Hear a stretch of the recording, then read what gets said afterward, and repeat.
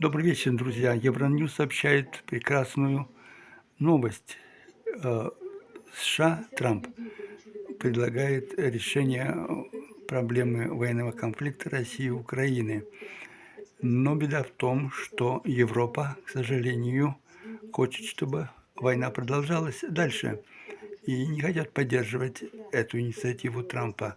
Трамп миролюбив, ему нравится война. Он и в там Израиле и вокруг старается, чтобы был мир. И здесь особенно, когда две великие и огромные страны, э, бывшие друзья и родственники Украины и Россия воюют, это ужасно и неправильно. Но европейские «друзья» в кавычках Украины могут этому помешать.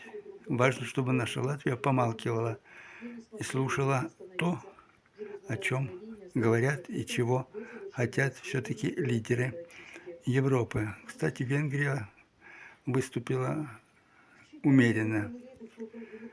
Доброй ночи.